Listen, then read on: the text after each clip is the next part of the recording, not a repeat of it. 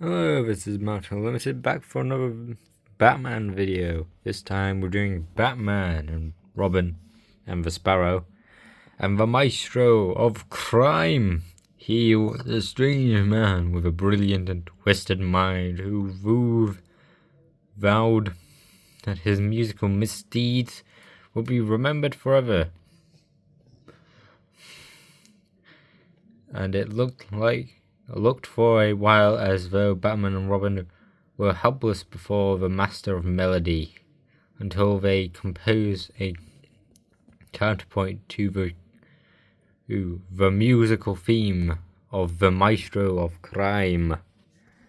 And there's our villain, the Maestro, one of the many villains that are forgotten by the Batman.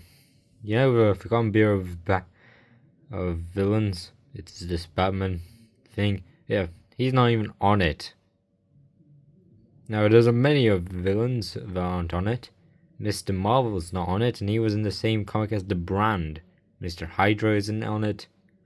Dr. Death isn't on it, even though he's Batman's first villain. The Mad Monk isn't on it.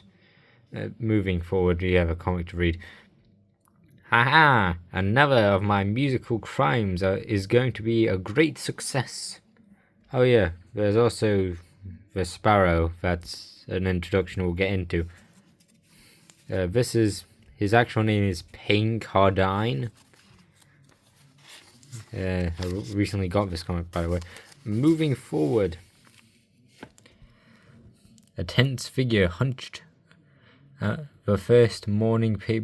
the first morning paper, angrily glaring at the newsprint. Payne Cardine, piano recital at Gotham City Hall, an utter failure by musical channel. Tune talk, Cardine, concert a catastrophe. The fools! What do they know? I'll show them. My name will live on in the annals of music, where these newspapers have crumbled to dust. Time passes, and the strange scheme evolves into a twisted, brilliant mind of a man who cannot stand failure. At last I've got it, all planned. I'll make my musical performance more famous than those of any other virtuoso. What's a virtuoso? Moving forward. Some days later, as Bruce Wayne and Dick Grayson, the secret identities of Batman and Robin, attend a concert in Gotham City Boys Club. Who's that grotesque costumed masked man? He's not on the program. And what tune is he playing? You there, get out! Got a tune, eh? The garish figure obediently scurries away, but that evening, in Commissioner Gordon's office, the tune I played at the boys' club contains the clue to my daring and dangerous theft tomorrow. Phew, look at this note. I just received set off the bat signal. I want Batman and Robin here at once. Presently.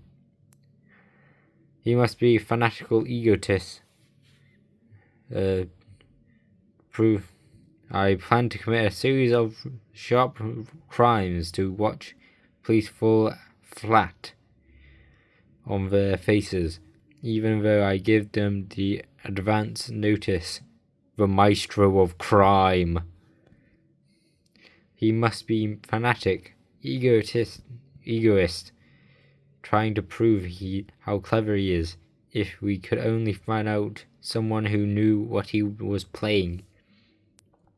Appeal to everyone in the city by radio, television, and members of audience may have recognized that zany tune.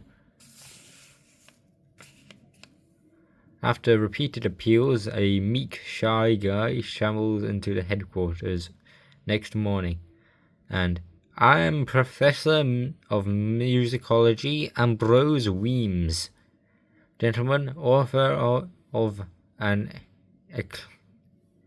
encyclopedia of music. I was present at yesterday's little concert. and can well understand you're difficult in finding anyone familiar with that tune. Do you know? Certainly. It was confusing because it was two pieces. The dual song from Faust and an aria from Looking Through the Looking Glass mixed together. Dual song, Looking Glass, a strange combination. But there's one place it might describe. The gem exhibit in the Palace of Glass at the edge of town. I think we could use you, Professor Weems, in disguise, because I wouldn't want the Maestro to know who you really are. What do you say? Me? As a part of your team? By all means, yes. So shortly afterwards, following a brief stop at a costume shop, the Sparrow suits my personality perfectly, Batman. But whatever tune Maestro chirps, I'll be able to understand it. It might not be necessary if we capture him now, but we'll see that no harm comes to you, sir. Meanwhile, at the Palace of Glass, those strangely costumed men in plastic armor and their weird weapons, what do they want? Palace of Glass. Gem exhibit today. Palace of Glass constructed by a guild of glassblowers. If it's from Glasstown and it references a previous comic, I haven't read it, but it does. It kind of would have referenced the Glassman comic. If you didn't know who that guy is, he was a Batman villain who had a strange face. Mr. Rose has a video on it. Well, strange mask. Anyway, moments later, it is quite evident what the Marauder musical wants as. Everybody out! He's got that violin tuned to just the right pitch so that the synthetic vibrations shatter the glass, falling fragments can be dangerous to us, whilst the plastic armor him and his men plastic armor shields him and his men. No one will ever forget my masterpiece of musical crime. Then, when Batman and Robin and Sparrow appear, greetings, Batman. Here comes my next clue to my next crime. Then, snatching a horn from one of his men. The Maestro's gimmicked that horn, and it's so loud it can be blast the eardrums apart. We got plugs in our ears, but they better scram fast or else. Ow, our ears! Later, after the Maestro's getaway, he used music knowledge and tricks to commit crimes and escape, and to taunt us with musical clues. The one he just played sounded like wagon wheels, and it seems strange. It was wagon wheels, and it sounded so strange because he played it in 4/4 time. That should give us the vital clue. Hour later, at the parade of wagon and floats, the wind its way down and floats winds its way down the Gotham City streets. That rhythmic riddle wasn't so hard. I figured the wagon wheels reference to the giant parade in honor of the Old West. He played it in 4/4 time. The last dollar gold mine. to represent the last gold mine, since 4/4 is $1.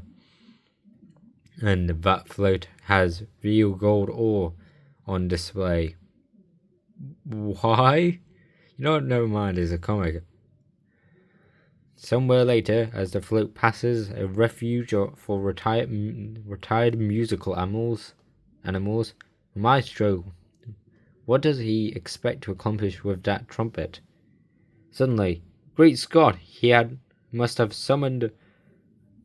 be the tune that summoned them into the area when they performed in the circus. Our horses are panicking.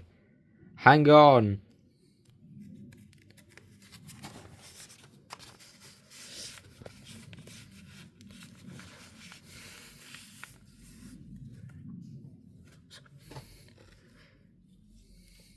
And as Batman and Robin struggle to their feet, take your full measure of gold, my lad. As for me, I hate to harp on the subject, but he has a harp.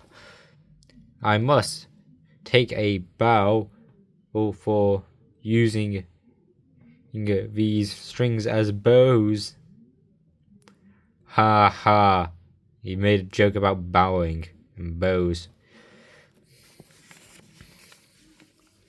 A moment later, and here's my musical clue to my next crime to be committed tomorrow. Once again, the slippery hooligan of harmony eludes Batman and Robin. And that's strange. This time he didn't give us a musical clue. You're wrong, Robin. Several composers have employed the automotive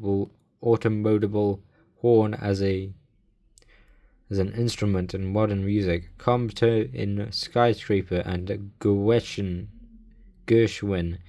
in American in Paris. I got a wild hunch. There's a famous club atop of Gotham City tallest skyscraper, and come on, we got our work cut out for us.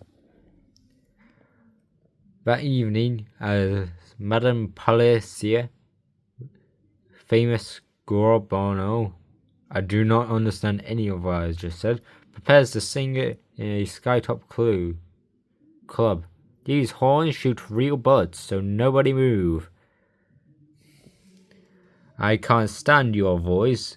I came for the famous necklace you're wearing. Suddenly, beware the Batman in the box.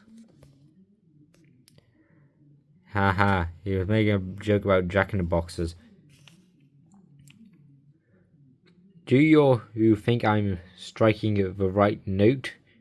This is where we horn in the blast you.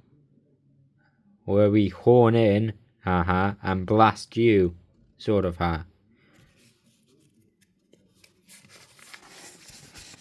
Wrong page. Alright, that's for next time. Should have paused there.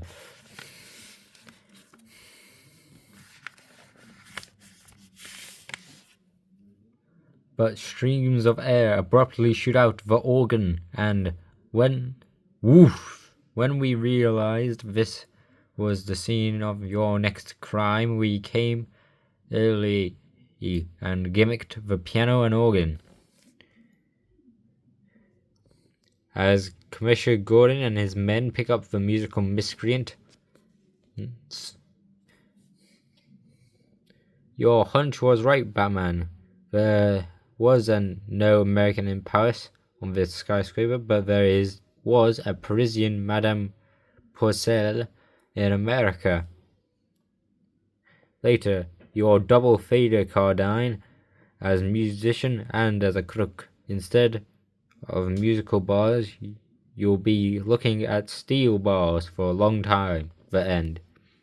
So next is the adverts being DC Superman stuff. Some random naval kit. And next time, For those who want to watch it, there will be The Invaders from the Past. But that was